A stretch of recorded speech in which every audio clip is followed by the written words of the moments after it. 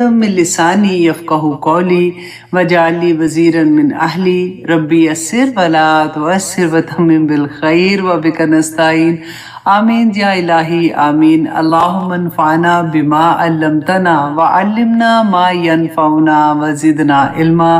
صلی اللہ علیہ حبیبہ سیدنا محمد وآلہ وسلم۔ السلام علیکم ورحمۃ اللہ وبرکاتہ۔ آج میں سوچ رہی تھی کہ آپ لوگوں کو نہیں پتہ چلے گا، 1 گھنٹہ پہلے کلاس ہو جائے گی تو لیکن پھر میں نے سوچا چلیں آپ بعد میں بھی دیکھ سکتے ہیں۔ کرنے کا وجہ بھی یہی تھی کہ مجھے کافی اسٹوڈنٹ سے یہ پتہ چلا تھا کہ پاکستان میں کیونکہ بچوں نے اسکول جانا ہوتا ہے تو پیرنٹس یوزلی مائیں جلدی سونے کی کوشش کرتی ہیں، بچوں کو جلدی سلاتی ہیں، تو اس وجہ سے میں نے سوچا کہ ہم 1 گھنٹہ پہلے کلاس کر لیتے ہیں۔ تو اللہ سبحانہ تعالیٰ سے دعا ہے کہ اللہ سبحانہ تعالیٰ ہمارے وقت میں برکت ڈالے، آمین ثم آمین۔ چلیں جی، اب ہم اپنی کلاس کا آغاز کرتے ہیں۔ سب سے پہلے تو آپ لوگوں کو کہ جو ٹیسٹ ہیں ان کی رپورٹ میرے پاس آتی ہے، آپ لوگ اتنے غور سے سنتے ہیں، بلکہ اس دفعہ میں نے یہ بھی اپنی ٹیچر سے کہا تھا کہ کچھ ایسے کویسچنس بھی ایڈ کریں کہ جیسے وہ خود سے سوچ کے، ضروری نہیں کہ وہ میری کلاس میں ہی اس ٹاپک کے بارے میں ان کو خود سے بھی پتہ ہونا چاہیے کہ کیا کبھی انہوں نے سنا ہو یا اس طرح سے، تو ہم دیکھیں کہ کتنا آسانی کے ساتھ وہ کویسچنس بھی کر سکتے ہیں۔ تو انشاءاللہ جی آج بھی کلاس کے بعد آپ لوگوں کا ٹیسٹ تو پوسٹ ہوگا، تو پھر دیکھتے ہیں کہ آپ لوگ کتنے غور سے سنتے ہیں، کیونکہ آج کی کلاس بہت امپورٹنٹ ہے، کیونکہ اس میں ہم اپنے ہی بارے میں جانیں گے کہ اللہ سبحانہ تعالیٰ نے آدم علیہ السلام کو کیوں پیدا کیا تھا، اور پھر شیطان کو کیوں بنا دیا، پھر کیوں ابلیس کو بھیج دیا، ہمیں مصیبت میں ڈال دیا، ہم آزمائش میں آ گئے، اور یہ سارا کچھ۔ تو آج کی کلاس میں انشاءاللہ ہمارے بہت سے کانسیپٹ کلیئر ہوں گے۔ اس سے پہلے آج جو دعا میں آپ لوگوں کے ساتھ شیئر کرنا چاہ رہی ہوں وہ اتنی پیاری دعا ہے۔ دعا کے بارے میں دیکھیں، جب آپ اکثر میں دعائیں جب شروع یوزلی ہم دعا سے کرتے ہیں نا، کوئی نہ کوئی ایسی حدیث سے شروع کرتے ہیں، تو رسول اللہ صلی اللہ علیہ وسلم نے جو دعائیں مانگی ہیں وہ اتنی جامع ہوتی ہیں کہ لگتا ہے کہ اچھا ہم نے اللہ سبحانہ تعالیٰ سے جب سوچا تھا مانگنے کے لیے تو ایک لمبے سینٹنس بنتے ہیں کہ اچھا یہ، لیکن جب ہم دعا پڑھتے ہیں تو ہمیں لگتا ہے او مائی گاڈ یہی تو کہنا چاہتی تھی، اور ایک ہی سینٹنس میں وہ بات کمپلیٹ ہو جاتی ہے۔ اب دیکھیں جو دعائیں قرآن پاک میں ہیں، جو اللہ سبحانہ تعالیٰ نے خود سے نبیوں کو، رسولوں کو، اپنے نیک بندوں کو سکھائی، جو قرآن میں ربنا سے آتی ہے نا، وہ ساری کی ساری وہ دعائیں ہیں جو قرآن میں ہیں۔ اور جو دعائیں رسول اللہ صلی اللہ علیہ وسلم نے مانگی تھی ان کو وہ مسنون دعائیں کہتے ہیں، ٹھیک ہے؟ تو سنت سے ہے نا، مسنون دعائیں کہتے ہیں۔ اور جو صحابہ نے دعائیں مانگی تھی ان کو معصورہ، فا سے ہے، ٹھیک ہے، معصورہ دعائیں کہتے ہیں۔ اور کچھ ایسی دعائیں ہیں جو اللہ سبحانہ تعالیٰ کے نیک بندے جیسے صالحین کی دعائیں ہوتی ہیں وہ ہیں۔ اچھا اب کرنا کیا ہے، بعض دفعہ ہمارے ذہن میں آتا ہے کہ یہ دعا پتہ نہیں ہم ٹھیک ہے کہ نہیں، پڑھیں کہ نہیں پڑھیں، تو میں آپ لوگوں کو ایک مشورہ دوں گی کہ ہمیشہ جب بھی آپ کوئی عربی کی دعا ہوگی آپ کے سامنے، اس کا ترجمہ ضرور دیکھ لیں۔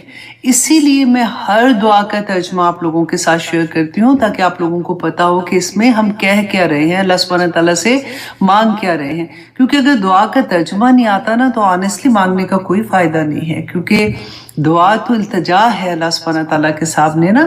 تو اچھا اب کوئی بھی ایسی دعا جو صالحین کی ہوتی ہے یا صحابہ کی آپ کو ملیں گی، یا حضرت عمر کی دعا ملتی ہے، جیسے حضرت علی کی دعائیں ملتی ہیں، تو اس طرح سے آپ لوگوں کو یہ پتہ ہونا چاہیے کہ اگر آپ ترجمہ پڑھتے ہیں اس کا اور آپ کو پتہ ہے کہ پتہ نہیں اب یہ ٹھیک بات کہی ہے کسی نے کہ نہیں، یہ واقعی وہ دعا ہے ان کی کہ نہیں ہے، تو اگر تو اس دعا میں کوئی شرک یا کلمات نہیں ہے وہ تو آپ کو پتہ لگ ہی جائے گا، یا پھر کوئی ایسی بات جو رسول اللہ صلی اللہ علیہ وسلم یا اللہ سبحانہ تعالیٰ کی تعلیمات کے اگینسٹ ہے تو پھر وہ دعا نہیں مانگتے ہیں، رائٹ؟ اس کے علاوہ اگر کوئی آپ کو دعا کہتا ہے کوئی خوبصورت لفظوں میں، کئی دفعہ اتنی پیاری پیاری دعائیں ہوتی ہیں تو وہ ہم مانگ سکتے ہیں۔ آج کی دعا میں آپ نے بہت تدبر کرنا ہے بیسیکلی، اور غور کرنا ہے کہ اتنی بڑی بات ہم اللہ سبحانہ تعالیٰ سے مانگتے ہیں۔ اب یہ دعا جو ہے نا، یہ سلام بن ابن مطیع یہ آتی ہے دعا، صالحین کی دعا میں آتی ہے. تو ان کی یہ دعا تھی کہ اللہم، اے اللہ، ان کنتا، اگر آپ، بلغتا، پہنچائے، احدن، کسی ایک کو، احدن، کسی ایک کو، من عبادک الصالحین، اپنے نیک بندوں میں سے. اے اللہ اگر آپ اپنے نیک بندوں کو میں سے کسی کو بھی یہ پہنچائے، کیا پہنچائے؟ اب آگے دیکھیے، درجتن، درجے. ہم کہتے ہیں نا کہ جنت کے درجے ہوں گے اور اتنے درجات ملیں گے، تو درجہ اگر کسی کو دیتے ہیں، بھی بلائی، اس وجہ سے کہ انہوں نے، بلا کہتے ہیں، ایک تو آزمائش ہوتی ہے نا، ایک ہوتی ہے کہ اتنی زیادہ آزمائش کے بندہ سوچ ہی نہیں سکتا. اور ہم کئی دفعہ ہمیں پتہ ہوتا ہے اس بات کا، زندگیوں میں ہم نے دیکھا ہے، کبھی خود سے بھی گزرتے ہیں کہ وہ کہتے ہیں نا کہ چیخیں نکل جاتی ہیں، اتنی سخت آزمائش پڑتی ہے. اور اس آزمائش، یہ دعا میں ہم کیا کہہ رہے ہیں کہ یا پاک پروردگار، جب وہ آزمائش ان پہ آئی اور انہوں نے اس پہ صبر کر کے اللہ سبحانہ تعالیٰ کی اطاعت میں رہے، اور اللہ سبحانہ تعالیٰ کو وہ اتنی پسند آئی ان کا صبر کرنا اس آزمائش میں، تو اللہ سبحانہ تعالیٰ نے ان کو جو درجات عطا کیے اس کے بعد، اس بلا کے بعد، اس آزمائش کے بعد. تو دعا ہم کیا کرتے ہیں؟ فَبَلَّغَنِيهَا، تو اے اللہ مجھے بھی وہ درجات عطا کر دے، بالعافیہ، عافیت کے ساتھ، کہ مجھے اس آزمائش میں نہیں ڈالنا، مجھے عافیت کے ساتھ ہی اللہ سبحانہ تعالیٰ وہ درجات عطا کر دے. کتنی پیاری بات ہے. اب دیکھیں، اب اگر درجات کی بات ہے، بلا کی بات ہم کرتے ہیں نا، حضرت ابراہیم علیہ السلام کی آزمائش اب دیکھیں کہ جب ان کو آگ میں پھینک دیا گیا تھا، کس طرح سے انہوں نے صبر کیا، کس طرح اللہ سبحانہ تعالیٰ کی راہ میں وہ قائم رہے، کیسے ان کو خواب میں دکھایا گیا کہ بیٹے کو ذبح کرنا ہے، تو کیسے وہ کام کرنے چلے گئے. اللہ سبحانہ تعالیٰ نے ان کو ایسے نہیں خلیل اللہ کہا تھا. تو وہی دعا ہم مانگتے ہیں کہ یا پاک پروردگار، ان کی آزمائش پہ جو انہوں نے تجھے راضی کیا نا، ان کو جو درجات انہیں عطا کیے، یا اللہ مجھے عافیت کے ساتھ ہی بس دے دے وہ والے درجے. اب دیکھیں حضرت یونس علیہ السلام مچھلی کے پیٹ میں 3 دن رہے، کس طرح سے انہوں نے اللہ سبحانہ تعالیٰ سے توبہ کی، اور پھر اللہ سبحانہ تعالیٰ نے کیسے ان کو درجات عطا کیے تھے. رسول اللہ کی زندگی میں دیکھیے کیا کیا طائف کا واقعہ کیسے نہیں ہوا، کیسے واقعات سے نہیں وہ گزرے، اپنے ہی لوگوں نے کس طرح سے ان کو چھوڑ دیا تھا. اور اس کے علاوہ یوسف علیہ السلام کے سگے بھائی نہیں تھے، وہ ستیلے بھائی تھے، لیکن تھے تو بھائی نا. پھر کیسی آزمائشوں سے مسلسل وہ گزرتے رہے، اور پھر جا کے اللہ سبحانہ تعالیٰ نے ان کو اتنے بڑے درجات عطا کیے. ہم یہ دعا مانگتے ہیں فَبَلَّغَنِيهَا، کہ اللہ سبحانہ تعالیٰ مجھے پہنچا دے وہاں تک جہاں پہ ان لوگوں کو پہنچایا، بالعافیہ، عافیت کے ساتھ. آمین ثم آمین. تو ایسی دعائیں حرم کو میں نے یہ دعا بلکہ بھیجی تھی، اور میں نے اس کو کہا بھی تھا کہ وہ ساتھ شیئر کر دے. انشاءاللہ آپ لوگوں کو یہ دعا جو ہے وہ آپ کے آئی تھنک اس میں جو آپ میسیجز کرتے ہیں نا، آپ لوگوں کو اس میں مل جائے گی. آج بلکہ 2 دعائیں ہیں، آگے بھی آئے گی ایک دعا، تو وہ بھی بہت پیاری دعا تھی، میں نے وہ بھی اس کو بھیج دی تھی. اب میں کوشش یہ کروں گی کہ جب بھی کوئی دعا پڑھتی ہوں، تو اگر آپ میں سے یوزلی آپ لوگ خود اتنے اچھے بچے ہیں کہ آپ لوگ فوراً ان کو کاپی پیسٹ کر کے بھی لگا دیتے ہیں، تو اگر کبھی بھی کوئی ایسی دعا ہو جو میں بھول جاتی ہوں، تو آپ لوگ خود ہی سے آنسر کر دیا کریں. یوزلی اسٹوڈنٹ کئی ایسے ہیں کہ جو پوچھتے ہیں، کویسچن پوچھتے ہیں کہ یہ دعا ہمیں کہاں سے ملے گی، تو آپ لوگ اس کو بتا سکتے ہیں. اچھا جی، اب آتے ہیں ہم سورۃ الحجر کی آیت نمبر 26. اعوذ باللہ من الشیطان الرجیم، بسم اللہ الرحمن الرحیم. اچھا جی، اب ہم کیا پڑھ رہے تھے؟ پہلے ہم نے سورۃ ابراہیم میں بھی سیم ٹاپک پڑھ رہے تھے کہ اللہ سبحانہ تعالیٰ ہمیں بار بار کیا بتا رہے ہیں کہ اے لوگو، تم اپنے رب کو پہچانو.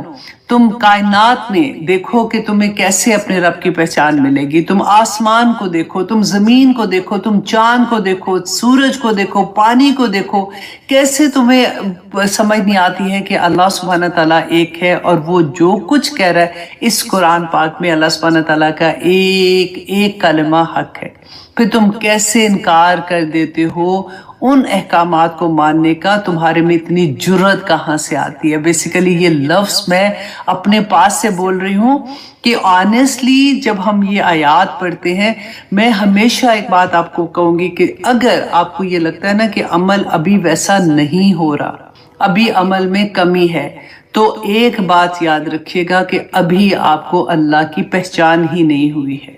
جس کو اللہ کی پہچان ہو جائے، جس کو اللہ کی پہچان کا یقین مل جائے، وہ ہو ہی نہیں سکتا کہ اللہ سبحانہ تعالیٰ کے احکامات کو ماننے میں دیر کرے۔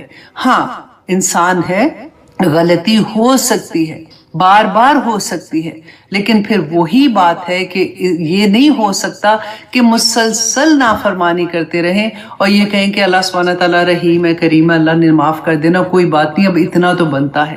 یہ آج کی کلاس میں کوشش کروں گی کہ یہ ایک کانسیپٹ ہمارے اندر راسخ ہو جائے تاکہ ہمارے لیے عمل کرنا آسان ہو جائے۔ آمین ثم آمین۔ اب دیکھیے آیت نمبر 26 میں اللہ سبحانہ تعالیٰ فرماتے ہیں وَلَقَدْ، اور میں نے آپ کو لاسٹ میں بھی بتایا تھا کہ جہاں پہ قد آتا ہے، قد ہوتا ہے جب ہم نے کسی بات میں زور ڈالنا ہوتا ہے نا، یقیناً یہ بات ایسے ہے، اس لیے قد عربی میں جب ہم یوز کرتے ہیں، لیکن اس میں دو تاکیدیں ہیں۔ اور اس سورہ میں آپ دیکھیے اتنی دفعہ وَلَقَدْ وَلَقَدْ وَلَقَدْ ہم پڑھیں گے کہ اللہ سبحانہ تعالیٰ اتنی شیورٹی سے کہ یقیناً میں ہی تو ہوں، والی جیسے ساؤنڈ نہیں آتی ہے، بالکل وہی ہے، وَلَقَدْ خَلَقْنَا الْإِنسَانَ، بے شک میں نے، یقیناً میں نے ہی پیدا کیا ہے انسان کو، من صلصال، ایک کھنکتی ہوئی مٹی سے، من حماء مسنون، اور کیچڑ اور بدبودار مٹی سے۔ اللہ اکبر، یہ ہماری پہچان ہے۔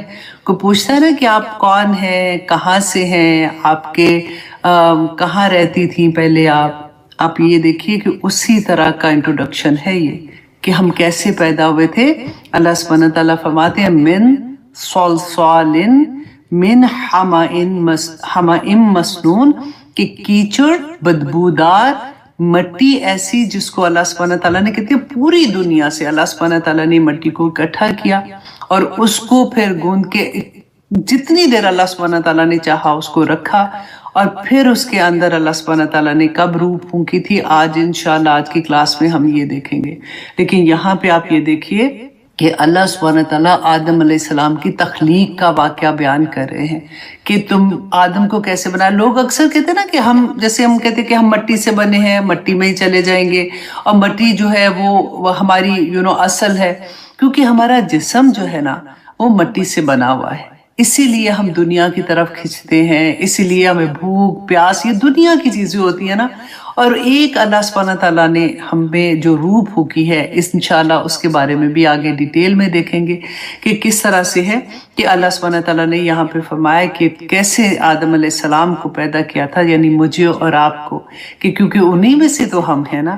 اور پھر اللہ سبحانہ تعالیٰ فرماتے ہیں وَالْجَانَّ خَلَقْنَاهُ، اور جن کو پیدا کیا ہم نے من قبل، اس سے قبل، اس سے پتہ چلتا ہے کہ انسانوں سے پہلے جنات جو تھے وہ دنیا میں تھے۔ اور مورخین نے بڑا اس کے بارے میں لکھا ہے کہ اکثر ہم یہ پڑھتے تھے نا کہ فلاں جگہ سے کچھ ایسے آثار ملے، ہڈیوں کا کوئی ایسی چیزیں ملی جو لاکھوں سالوں پرانی تھی، تو مورخین یہ لکھتے ہیں کہ جنات سے بھی پہلے دنیا میں کچھ قومیں بستی تھیں، اور ایک قوم کا نام ہند کے نام سے آتا ہے، اور وہ کہتے ہیں بڑی لطیف قوم ہوتی تھی، اور پھر اللہ سبحانہ تعالیٰ نے ان کو دنیا سے وائپ آف کر دیا۔ پھر اس کے بعد بن نام کی ایک قوم تھی، وہ دنیا میں تھی، پھر اس کے بعد جنات تھے، اور جنات کے بعد انسان آئے۔ اکثر آپ لوگوں نے پہلے سنا ہوگا نا یہ کہتے ہیں کہ انسان جو تھے نا وہ بندروں میں سے پھر آہستہ آہستہ چینج ہوتا گیا، تو ایسا کچھ بھی نہیں ہے۔ اللہ سبحانہ تعالیٰ نے انسان کی اصل ہمیں یہاں پہ بتا دی کہ انسان کو اللہ سبحانہ تعالیٰ نے اپنے ہاتھ سے کریٹ کیا ہے۔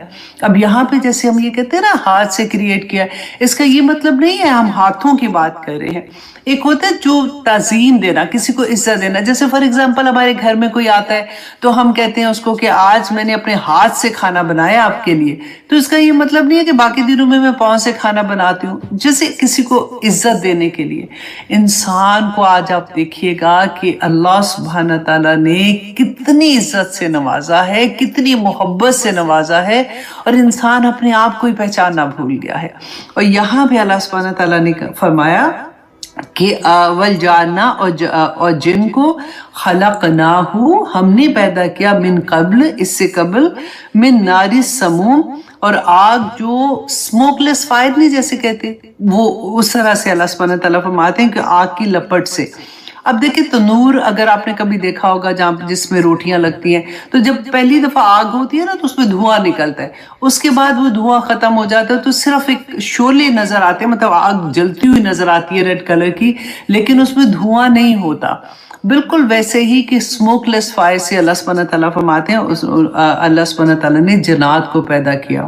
وَإِذْ قَالَ، اور جب، اور یاد کرو، اللہ سبحانہ تعالیٰ یہاں پہ ہمیں کیا کہہ رہے ہیں، اور یاد کرو، قَالَ کہا ربُّکَ تیرے رب نے، لِلْمَلَائِکَةِ فرشتوں سے، انی خالقٌ بشرٌ کہ میں پیدا کرنے والا ہوں ایک انسان۔ کس کو کہہ رہے ہیں اللہ سبحانہ تعالیٰ؟ فرشتوں سے، کہ میں ایک انسان پیدا کرنے والا ہوں، من صلصال من حمأ مسنون کہ کھنکتی ہوئی مٹی سے، اور کیچڑ سے، اور بدبودار مٹی سے۔ آنیسٹلی ہم بڑے آرام سے یہ کہہ دیتے تھے نا ہمیشہ سے کہ انسان مٹی سے پیدا ہوا ہے، لیکن ہم نے کبھی یہ پورا سینٹینس اس طرح سے بولا نہیں ہے اپنے بارے میں۔ جب ہم خود اپنی آنکھ سے پڑھ لیتے ہیں اور جانتے ہیں نا تو ایک دم سے اندر ایسی چیز آتی ہے کہ او مائی گاڈ، اللہ سبحانہ تعالیٰ نے ہمیں ایسے پیدا کیا ہے۔ لیکن اس سے دیکھیں ایک اور کتنا بڑا سبق ملتا ہے کہ پیدا ہمیں کس چیز سے کیا ہے، اور پھر عزت کیسے عطا کر دی۔ کہ انسان کبھی ایسا ہوتا ہے نا کہ گناہوں کے دلدل میں پھنس جاتا ہے اور اتنا گناہ گار ہوتا ہے، اور پھر اس کو احساس ہوتا ہے، وہ توبہ کرتا ہے تو وہ اشرف المخلوق میں کہ کہاں سے اللہ سبحانہ تعالیٰ اس کو کہاں پہنچا دیتے ہیں۔ یہ ان آیات میں جب آپ ڈیپتھ میں جاتی ہیں تو آپ کو سمجھ آتی ہے کہ اللہ سبحانہ تعالیٰ انسان سے کتنی محبت کرتے ہیں، کہ اللہ سبحانہ تعالیٰ نے یہ فرشتوں کو کیوں کہا؟ اس لیے کہ فرشتے جو تھے نا انہوں نے سارے کام آگے سنبھالنے تھے۔ اب دیکھیں ہمارے کرامن کاتبین ہے نا یہاں پہ، جہاں پہ اللہ سبحانہ تعالیٰ کا ذکر ہوتا ہے، اس محفل میں فرشتے آسمان دنیا تک آ جاتے ہیں، اور تے بتہ وہاں پہ جمع ہو جاتے ہیں، اور جو لوگ وہاں پہ ہوتے ہیں ان کے لیے مغفرت کی دعائیں کرتے ہیں۔ بارش کے فرشتے، ہر چیز کے، ہماری پلکیں ایون ہم جو جھپکتے ہیں نا اس پہ بھی فرشتے ہوتے ہیں۔ ہماری حفاظت کے لیے اللہ سبحانہ تعالیٰ نے فرشتے رکھے۔ اگر ہم رات کو آیت الکرسی پڑھ کے سوتے ہیں، فرشتے نازل ہو جاتے ہیں، فرشتے ہماری حفاظت کرتے ہیں۔ تو یہ فرشتے جو پوری قوم تھی نا، اتنا پیار آتا ہے سوچ کے، ہمارے لیے، ہماری خدمت کے لیے اللہ سبحانہ تعالیٰ نے ان کو پیدا کیا ہوا تھا۔ اور اللہ سبحانہ تعالیٰ ان سے یہ فرما رہے ہیں کہ میں ایک بشر پیدا کرنے والا ہوں، ایک کھنکتی ہوئی مٹی سے، اور کیچڑ سے، اور بدبودار مادے سے۔ فَإِذَا سَوَّيْتُهُ، اور جب میں اس کو درست کر لوں، اس کو مطلب بنا لوں پورے کا پورا۔ اب یہ ہمارے جسم کی بات ہو رہی ہے، رائٹ، کہ جب میں اس کو درست کر لوں، وَنَفَخْتُ فِيهِ مِن رُوحِي، اور پھونک دوں اس میں اپنی روح کو، فَقَعُوا لَهُ سَاجِدِينَ، تو تم سارے اس کے لیے سجدہ کر دینا، سارے اس کے لیے سجدہ کرتے ہوئے جھک جانا۔ اللہ اکبر۔ اب یہاں پہ آپ غور کریں اس آیت پہ کہ اگر اللہ سبحانہ تعالیٰ یہی فرما دیتے نا فَإِذَا سَوَّيْتُهُ، پھر جب میں اس کو درست کروں، فَقَعُوا لَهُ سَاجِدِينَ، تو تم سارے اس کے لیے جھک جانا سجدے میں۔ اللہ سبحانہ تعالیٰ نے یہ نہیں فرمایا۔ غور کرے اس سینٹنس میں کہ مٹی کا پتلا بنا دیا تھا۔ آپ کو پتہ ہے جو شیطان، جو ابلیس تھا، وہ اس کے ارد گرد چکر لگا رہا تھا کہ یہ کیا چیز بنی ہے۔ ابھی پتلا بنا کے اللہ سبحانہ تعالیٰ نے جتنی دیر چاہا اس کو رکھ دیا۔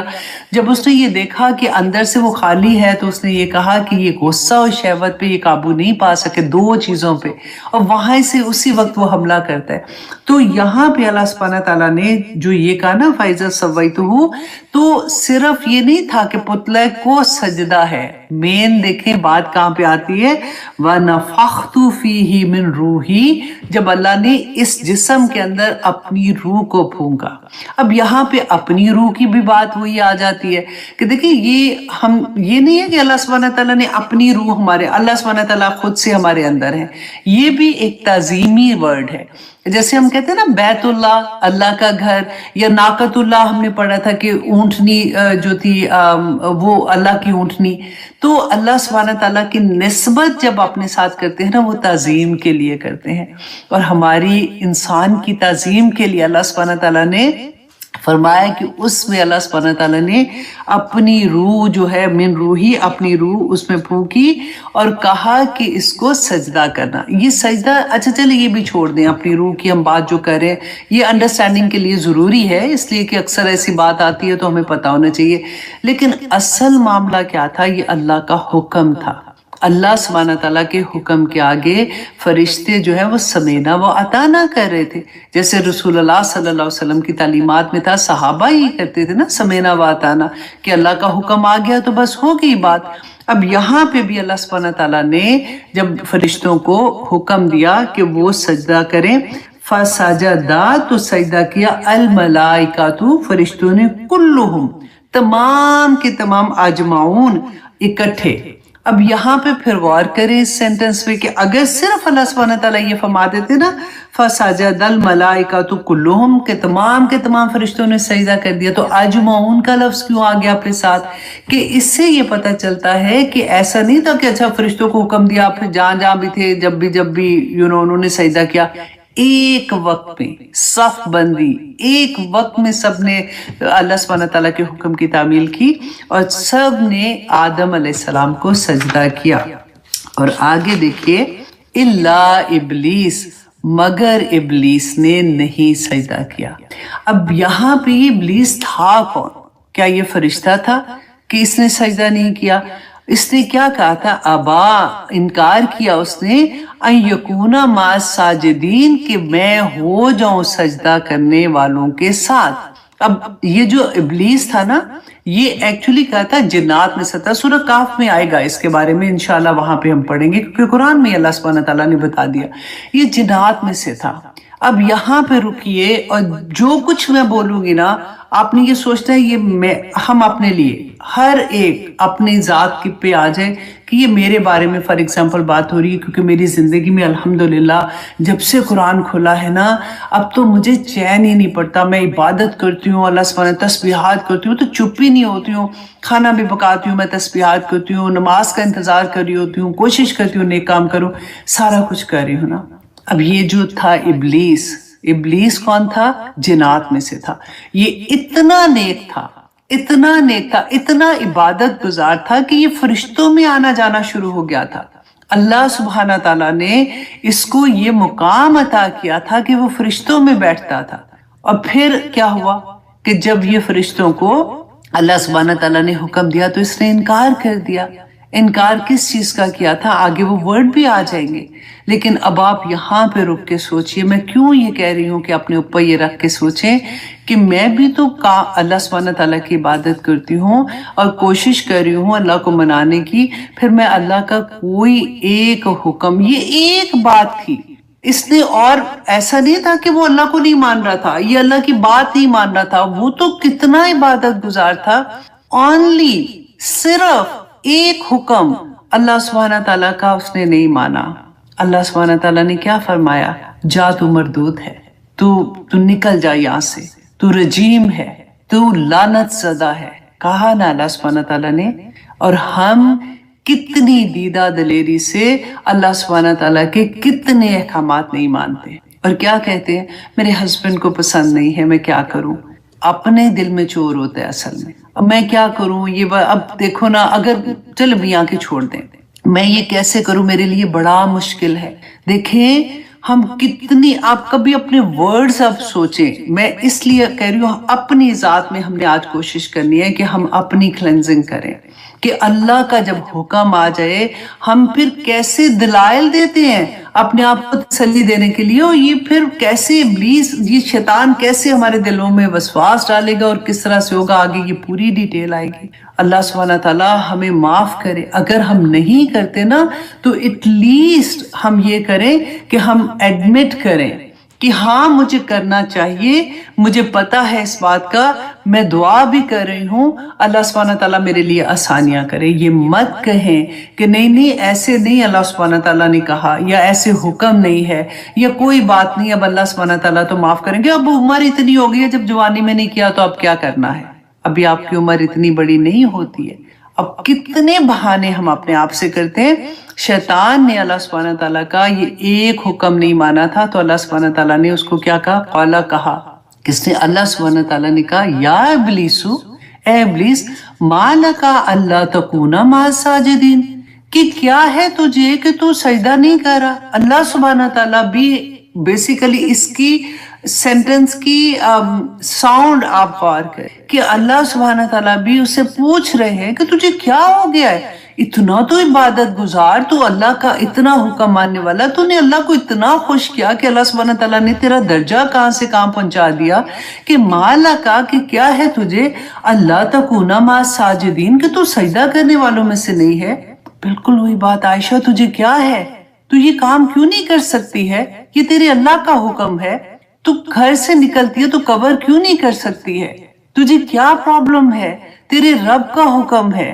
سب اپنے آپ سے کویسچن کریں، ہزاروں کویسچن کریں کہ کیا ہے تجھے، کیوں تو پھر چغلی لگائی ہے، کیوں ایسے تو نے کیا، کیوں تو نے کسی کا دل دکھا دیا، کیوں تو نے اپنے آپ میں تکبر پیدا کر لیا، کیوں تو ایسے چل کے وہاں پہ گئی تھی، تو نے یہ بات کیوں سنی تھی، کیوں تو نے اس کو مشورہ نہیں دیا، کیوں تو نے اس کو نہیں بتایا کہ وہ غلط کام کر رہی ہے، وہ بچ جائے گی، کیوں کیوں کیوں.